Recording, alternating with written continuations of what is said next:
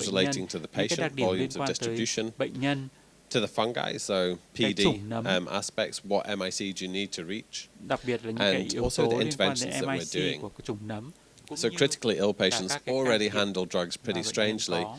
but if you then put that patient on ECMO or they're Đặc getting biệt là ở những cái trường renal hợp mà bệnh replacement nhân therapy, đang có then the các cái dosing can thiệp becomes even xâm more lấn, ví dụ như challenging ECMO because hoặc you're là losing lọc drugs máu, in thì many đôi khi cái việc situations. lựa chọn liều cũng như chỉnh liều nó khó khăn hơn nhiều. So this is the kind of a reference slide, I guess, Đây that là một I'll cái just ví dụ highlight some key mà features tôi rather sẽ than xin phép reading đề all of cập the tới một số details. các cái But đặc điểm patients chính. who are on Nhưng nếu mà ECMO, ở một bệnh nhân mà đang they được may điều trị need dose ECMO, adjusting for their chúng azole ta sẽ cần agents. phải điều chỉnh liều azole cho bệnh nhân. The things that affect whether ECMO will influence the dosing of your antifungal agents are the volume of distribution for the agent ECMO and ảnh whether hưởng it's tới sequestered in the liều ECMO của azole circuit. chủ So yếu some liên quan drugs, tới just cái by thể tích their phân bố chemical của nature, bệnh nhân. get trapped in the ECMO circuit. And in that case, of course, you would need to give extra drug because you're losing the drug. Thì ở những cái trường hợp đó So bệnh we nhân có look at thể the tăng different cái thể agents, tích we look phân at the bố volume of distribution, và and we chúng ta consider whether sẽ they phải have chỉnh liều. minimum, moderate, Ở or đây ví dụ significant như trường circuit hợp loss, and then you của decide các what you cái may thuốc have to tương do. ứng, chúng ta sẽ thấy là With các cái fluconazole, we know for sure if a patient's on lời ECMO, khuyên they chỉnh need a liều really high tương loading ứng cho dose, bệnh otherwise nhân. you'll never get up to the levels. And fluconazole Đối với a pretty fluconazole, forgiving drug. It's got a very wide therapeutic index. đây là một cái You can thuốc give mà an có chỉ effective số điều dose trị of tương đối là 200 tốt milligrams, and you can give a tolerated dose of và 2 bệnh nhân có grams. thể So you don't really dung need to nạp được worry liều about cao. fluconazole. You just give a good dose and get the Các levels anh up chị chỉ quickly. cần có thể tăng cái liều cho bệnh For nhân voriconazole, fluconazole. the data are conflicting Với as cả to whether voriconazole it thì should những be cái increased trường or hợp này các cái decreased. số liệu còn And tương the đối advice là is that you just need bất to use đồng therapeutic drug và người ta monitoring khuyến to cáo get là the chúng levels ta right. sẽ cần phải sử dụng liều Similarly, chuẩn for cũng như posaconazole là chúng ta and theo dõi isavuconazole, nồng độ thuốc therapeutic drug monitoring is vital. và theo dõi nồng độ thuốc nó cũng là yếu tố then chốt. The echinocandins Đối với cả and các cái thuốc khác, ví polyenes dụ are như also affected by ECMO. Anilula, Fungin. The recommendation currently is that you would start with standard dosing for anadulafungin and Được caspofungin, khuyến cáo and là you nên would bắt đầu probably bằng cái avoid liều thông micafungin thường because its handling và in chúng ta vẫn ECMO còn is thiếu rất nhiều very dữ liệu để có unpredictable. thể đưa ra khuyến cáo về liều chuẩn. In amphotericin B, Đối với this is amphotericin kind of B, interesting. For đây là patients một who cái are on thuốc tương ECMO, đối you would là avoid the liposomal đặc biệt formulation and bởi tend to vì nó prefer the có rất nhiều các cái loại deoxycholate. chế phẩm khác nhau. It's just easier to manage, it's less sequestered. For patients Đối với những undergoing trường hợp mà bệnh renal nhân replacement cần therapy, phải lọc máu, particularly critically ill patients, thì đặc biệt we là need to những cái trường hợp increase bệnh the nhân dose nặng, of chúng ta cần phải fluconazole so nghĩ they về get a chỉnh big liều, loading dose đặc and they biệt get là a chỉnh high liều ongoing fluconazole. dose. Flucytosine, you have to Flucytosine decrease, thì chúng ta sẽ phải and giảm liều đối itraconazole, với you những would trường hợp also bệnh nhân increase the lọc dose. máu. Again, for all of these agents, where Đối với possible, các you'd cái add chất này, therapeutic như drug các anh chị monitoring to thấy, try and keep chúng the ta thực levels sự in cần phải the theo dõi therapeutic range. nồng độ thuốc điều trị để đảm bảo thuốc ở trong giới hạn trị liệu. So what is the evidence for Vậy bằng therapeutic chứng drug gì cho monitoring? chúng ta biết về việc You theo get dõi điều trị a couple of thuốc chống nấm và những trường hợp bệnh nhân pharmacologists nguy kịch? together, and they love to argue about this topic. Họ có thể có những cái phản hồi We had cũng như là ý there was a kiến big trái chiều nhau. consensus Nhưng mà project, đa a phần global chúng project ta amongst TDM specialists thống to nhất về give một số các advice on điểm. whether TDM was required. And this Liệu chúng table ta có shows cần you how difficult theo it dõi was to nồng độ get thuốc trong máu đối với consensus. trường hợp bệnh nhân nguy kịch hay không? Only Thì for các cái trình bày ở voriconazole đây cũng như did khuyến they cáo come ở up đây with a đã strong được phần nào đó recommendation đồng thuận that với các TDM tác giả. was required. For all of the others, Hầu the như consensus was neither recommend các nor anh chị có thể discourage, thấy ở which đây means if you have access to TDM and you hầu want như to chúng do ta it, then không you should. có khuyến cáo Personally, cho việc theo we dõi do. nồng độ thuốc đối với cả các I cái find it nhóm very thuốc useful. We azole. often have to adjust the doses. But as a consensus, there's not a settled final opinion on whether therapeutic drug dosing is required for all of them. Nhưng mà tuy nhiên nó cũng chỉ là khuyến Listed cáo, for chứ reference nó here vẫn are the còn target đang tiếp tục ranges that thảo you'd luận về be việc chúng ta có targeting cần thiết if phải you theo had dõi access nồng to độ TDM thuốc and you kháng nấm decided to use it. khi đang điều trị cho bệnh nhân hay không. For echinocandins and flucytosine, again, neither recommend nor discourage. And for amphotericin B, it's actually not possible to do therapeutic drug monitoring just because of the way the drug is distributed in the body. You can't detect it in the serum. Hay là phản đối cho cái việc theo dõi thuốc. Okay, so we've addressed the first two problems, getting treatment started early, getting effective treatment going, and how do we dose appropriately in critically ill patients. The last question to discuss in this session is about preventing the infections in the first place, or at least preventing their spread between patients. they're a really big threat.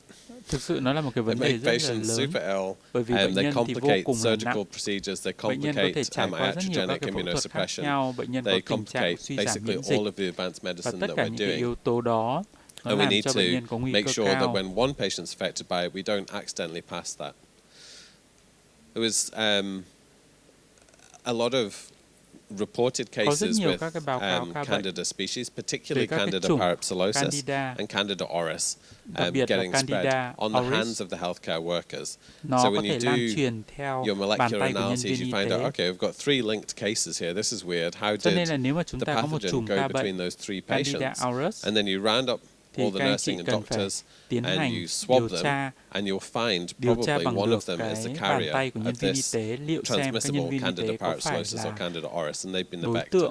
So it's very risky and just reinforces the absolute vitalness of contact precautions. Cho nên là chúng ta thực sự phải tiến hành các cái We're worried about Candida auris, but we're also worried about all of the drug-resistant Candida species. So the approaches that you would take are the standard approaches that we use to prevent the spread of infections. Hand hygiene, so consistent hand washing or the use of alcohol rubs is effective against all the yeasty organisms. Isolation precautions, Sharon spoke about this too.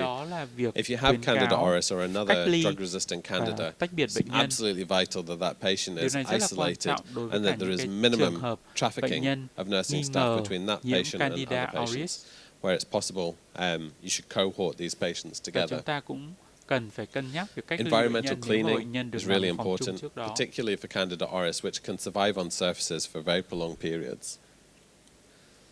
The acronym here, CLABSI, is a central line-associated bloodstream infection. And all of the precautions that you take to prevent those usually are effective against preventing Candida ones too, so just reinforcing them. Antifungal prophylaxis, we do give, right, in specific patient groups, but it's not across the board. So we wouldn't do that for all critically ill patients. We're doing that mostly for patients who've got critical immune suppression, chemotherapy patients and hematology patients. And we've spoken a little during this workshop about how do we keep Candida auris out of our hospitals and out of our countries. It's probably not possible to do that forever. Candida auris is going to arrive and it's going to be a problem. But we want to know about it as soon as it does. And certainly in my own hospital, I'm strongly encouraging surveillance swabs that should be conducted on anybody who's been in the Indian subcontinent, in Africa, or in certain parts of Europe and is returning to our hospitals. Candida auris is it's quite tricky as well. I'm not sure how good the systems are in your hospitals for identifying at-risk patients, but we have alerts that come up on our electronic medical records for patients who've previously been identified with a multi-resistant organism. If they've had Candida auris, we don't release them from isolation for at least 1 year. So whenever that patient comes into hospital, even if they have a swab negative, they would stay in isolation. And the reason for that is that Candida auris can kind of burrow down into the subdermis, and you may not find it on a swab, but it's still there.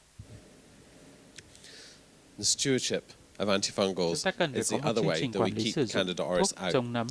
If we don't have a kind of environment that's hostile to the common Candida species like Candida albicans, because there's so much antifungals around, then we won't start selecting for non-albicans Candida species, and we won't start selecting for Candida auris. Nếu mà chúng ta sử dụng thuốc kháng nấm hợp lý thì chúng ta cũng sẽ tránh được cái sự xuất hiện của các chủng Candida auris. Coming back to those 3 questions we asked at the beginning. Trong cái bài trình bày của tôi thì chúng ta lại quay lại 3 cái vấn đề chính. Early diagnosis? I'll say better tests are coming. There are multiple new molecular tests emerging that can detect down to that 1 coliform unit per mil, and I think that's really promising. Thậm chí là the concern I have is that as we get better indicative tests, we may risk overusing antifungals, and so we really need to keep our mind on antifungal stewardship. Dosing of the antifungals, I think improved access to TDM is really important. Ideally at the point of care. My hospital is a big hospital in Sydney. We don't have TDM in our hospital available, we have to send it away to another hospital to have the testing. It's really inefficient. It slows down how you can monitor your drugs. And so we're working on new saliva monitoring-based methods that will help us to know point of care whether we're Và giving chúng the ta right có thể dose. cần thiết có các cái xét nghiệm tại chỗ. Finally, Và how do we cuối stop cùng the infection là thế spreading? nào chúng ta We có really thể hạn chế focus on được cái sự infection lan prevention and truyền control của các cái methods. chủng. We Kháng empower thuốc, nurses chúng ta and cần trao we do quyền cho điều research dưỡng. about Chúng ways ta of cần thực preventing hiện nghiên transmission, cứu để có thể especially in hạn our chế critically sự ill patients. lây lan của các cái chủng thuốc kháng nấm này. So, thank you Vâng, và again for xin your cảm ơn attention. It's a long quan day, tâm and của although các my anh college chị. is extremely interesting, I Nghĩ know là các cái it's chủ đề difficult về to stay nấm thì rất là focused for so thú vị. long, so I appreciate your attention. Và xin cảm ơn sự quan tâm của quý vị.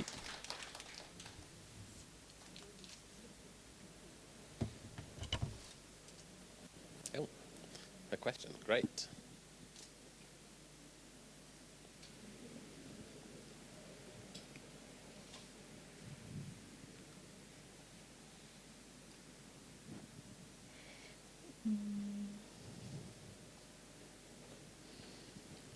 Thank you, Dr. Justin. I have a question for you about this infection as renal pelvis abscess. Could you share with me about your experience to treat infection renal by amphotericin B by pumping diuretic into the pelvis? For a direct installation, Yes. do you mean? I personally haven't used direct installation in a renal abscess, but amphotericin is really good at getting into kidneys. So giving it systemically, I think, would be likely to be very effective. Echinocandins, of course, are not good. Do you have experience with direct installation of amphotericin into renal abscess? Injecting amphotericin into a renal abscess. Áp xe đài bể thận nhé.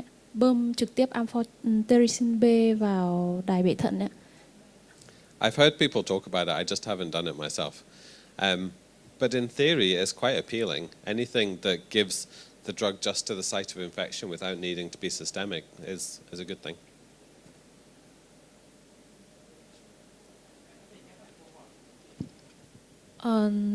Em muốn hỏi về kinh nghiệm điều trị nhiễm nấm gây nên áp xe đài bể thận nhé. Bởi vì thực tế thì ví dụ như là bệnh nhân ở ICU thì có một số bệnh nhân thì họ đặt xung tiểu rất là lâu, hoặc là một số bệnh nhân là sau mổ áp xe thận hoặc là nhiễm trùng huyết, có cái trường hợp là nhiễm nấm Candida tropicalis chẳng hạn, thì bọn em cấy máu và cấy nước tiểu thì đều ra Candida tropicalis, đã điều trị kháng sinh đường tĩnh mạch rồi. Tuy nhiên là tình trạng bệnh nhân thì không cắt được sốt, và sau đấy phát hiện ra là nó chuyển sang là áp xe đài bể thận. Thì vì là tình trạng bệnh nhân rất là nguy kịch, đã được xử trí tạm thời theo hướng là dẫn lưu đài bể thận qua da. Thế thì trong những cái trường hợp đấy thì em có đọc một số tài liệu thì nói rằng là nếu mà ngoài việc là dùng đường tĩnh mạch ra thì cái việc mà bơm amphotericin B ấy, thì một số tài liệu thì nói rằng là có hiệu quả thấp. Một số tài liệu thì nói luôn là nghiên cứu của người ta khẳng định là không có tác dụng. Thì bọn em có một số trường hợp bệnh nhân rất là nguy kịch. Thế thì bọn em cũng đã thử trên một vài bệnh nhân bơm cái amphotericin B trực tiếp vào đài bể thận, thì một số bệnh nhân thì có đáp ứng và ra được viện, nhưng mà một số bệnh nhân thì lại tử vong. Đấy thì cũng không thấy đáp ứng gì, thì em muốn hỏi thêm về cái vấn đề này ạ. Vâng. Và Justin anh cũng có trả lời câu hỏi này. Ý của anh ấy là anh cũng chưa bao giờ anh ấy sử dụng amphotericin B đường tại chỗ cả. Và anh ấy khuyến cáo rằng là đối với trường hợp bệnh nhân nặng như thế thì họ vẫn sẽ